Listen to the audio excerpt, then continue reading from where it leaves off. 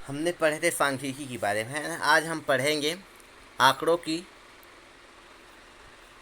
आंकड़ों का संकलन या आंकड़ों की अवधारणा क्या है ना। आंकड़ों का संकलन किस प्रकार से, है ना, किया जाता है, ये पढ़ेंगे, है ना। सांख्यिकी विश्लेषण के लिए सबसे पहला कार्य, है ना, सांख्यिकी का विश्लेषण है। सांख्यिकी के लिए सबसे बड़ा कार्य क्या है? आंकड़ों का संग्रह संकलन करना। किंतु संग्रहित अथवा संकलित, है ना, किंतु संग्रहित अथवा संकलित आंकड़ों या आंकड़े शुद्ध एवं सटीक होने चाहिए, क्योंकि अशुद्ध आंकड़े विश्लेषण के बाद गलत परिणाम देते हैं। इसलिए ज़रूरत के हिसाब से यह निर्धारण अति आवश्यक है कि आंकड़े कब, कहाँ और कैसे एकत्र किए जाएं, जिससे कि शुद्धतम परिणाम निकल सकें, है ना। संग्रह स्रोत के आधार पर निम्न दो प्रकार से वर्गीकृत किए जाते हैं इसे आंकड़ों को, है ना। पहला प्राथमिक आंकड़े एवं दूसरा है द्वितीयक या द्वितीयक आंकड़े, है ना। प्राथमिक आंकड़े में क्या क्या आ सकते हैं ये देखेंगे हम। प्राथमिक आंकड़े वे आंकड़े होते हैं जिन्हें अनुसंधानकर्ता स्वयं प्रेक्षण स्थल पर जाकर, है ना, घटना स्थल पर जाकर संकलित करता है। किसी अनुसंधान में इनका प्रत्यक्ष रूप से प्रयोग पहली बार होता है, इसलिए प्राथमिक आंकड़ों की प्रकृति मौलिक होती है ना, मौलिक होती है इसकी प्रकृति। ये आंकड़े पहले से किसी रिपोर्ट, रिसर्च पेपर या अन्य समाचार पत्र, पत्रिका आदि में प्रकाशित नहीं रहते हैं। उदाहरण के लिए एक अनुसंधानकर्ता द्वारा किसी सरकारी कार्यालय में जाकर शाकाहारी अथवा मांसाहारी व्यक्तियों के बारे में आंकड़े संकलित करना, इस प्रकार के आंकड़े प्राथमिक आंकड़े कहलाते हैं। प्राथमिक आंकड़े प्रत्यक्ष वैयक्तिक अनुसंधान, अप्रत्यक्ष अनुसंधान संवाददाता द्वारा, डाक प्रश्नावली द्वारा तथा अंक अनुसूची इत्यादि विधि द्वारा संकलित किए जाते हैं, है ना। आप लोग भी जानते हैं प्रश्नावली विधि, है ना। अनुसूची विधि, प्रश्नावली में क्या होता है? एक प्रश्नों की एक गुच्छा होता है, प्रश्नों की एक सूची होता है जो, है ना, सूचना देने वाले के पास, है ना, अनुसंधान करता है ना, खोज करता है, या फिर सूचनादाता बोला जाता है, सूचनादाता के पास भेजे जाते हैं। सूचनादाता उसे भर कर, है ना, उसे भेजा जाता है, या फिर उत्तरदाता बोला जाता है, सूचनादाता उत्तरदाता, है ना।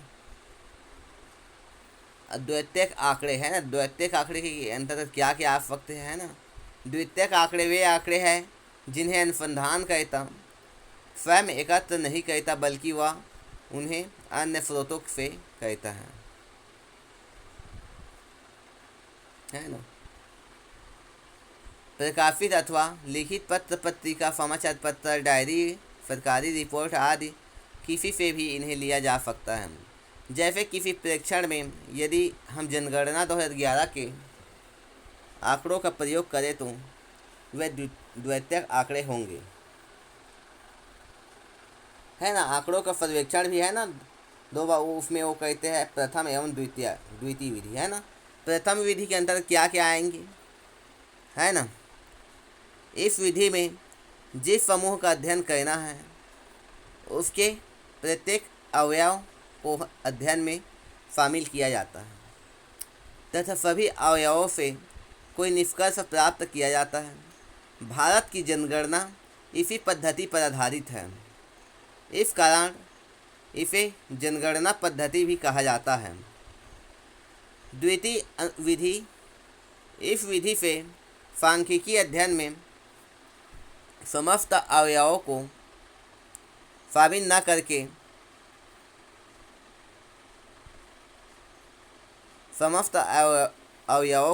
करके कुछ अवयवों या तत्व को नमूने के रूप में शामिल किया जाता है तथा इन तत्वों का ही अध्ययन कर पूरे समूह के लिए निष्कर्ष निकाल लिया जाता है। इस विधि को निदर्शन पद्धति कहते हैं। निदर्शन जानते हो आप लोग, है ना, पढ़े भी है हम लोग पिछले क्लासों में कि निदर्शन यानी समग्र में से कुछ, है ना, कुछ भाग, है ना। जैसे हम लोग बाज़ार जाते हैं, अगर हमें आम खरीदना है ना, तो आम को कहीं पर क्या कहते चखते हैं, या फिर टमाटर को हम छू कर देखते हैं, या फिर धान के बीज को हम लोग वजन कैसा है कि ये है ना अच्छे किस्म के बीज है कि नहीं है, या फिर गेहूं के दाने को, तो उसे हाथ में देखते हैं, सैंपल देखते हैं, सैंपलिंग है ना, ये है निदर्शन कहते हैं। इस पद्धति में लिया गया सैंपल पूरे समूह का प्रतिनिधित्व करता है। इसे निदर्शन या न्यायदर्शक कहा जाता है सैंपलिंग यानी नमूना।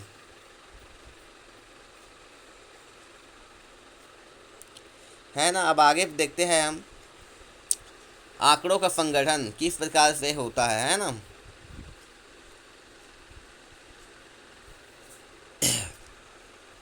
पिछले अध्याय में हम पढ़े आंकड़ों का संकलन, तो इसमें पढ़ेंगे आंकड़ों का संगठन किस प्रकार से किस आधार पर होता है।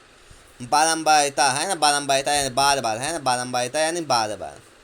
किसी आंकड़े के समूह में किसी चर का मान जितनी बार आता है ना, किसी आंकड़े के समूह में किसी चर का मान जितनी बार आता है उसे उस चर की आवृत्ति या बारंबारिता कहते हैं। इसे एफ है ना, देख सकते हैं, इसे एफ अक्षर से निरूपित करते हैं। उदाहरण स्वरूप माना एक कक्षा में है ना 15 विद्यार्थी है। क्या है, एक कक्षा में 15 विद्यार्थी हैं, जिनमें से 5 की आयु 14 वर्ष है। क्या है, 5 की आयु 14 वर्ष है, 3 की आयु 16 वर्ष, 4 की आयु 15 वर्ष तथा 3 की आयु 13 वर्ष है। तो आयु के लिए चर के मानों की आवृत्ति होगी, है ना। तो आयु को हम किससे दर्शा रहे हैं, यहाँ पर देख सकते हैं, हल करके दिखाया है खरी। आयु एक्स आवृत्ति एफ, है ना। तो हमने पढ़े ऊपर में क्या है, आवृत्ति एफ में है ना 3 का 13, है ना, 3 आयु वाले कितना 13 वर्ष के, है ना, 13 वर्ष है। इस प्रकार से है, यदि आंकड़ों का व्यवस्थीकरण वर्गीकृत रूप में हो तो वह चर की बारंबारिता न लेकर वर्ग अंतराल की बारंबारिता लेते हैं। उदाहरण के लिए यदि पिछले आंकड़ों के चरों को व्यवस्थित किया जाए तो वर्ग अंतरालों की आवृत्ति निम्न प्रकार से होगी, है ना।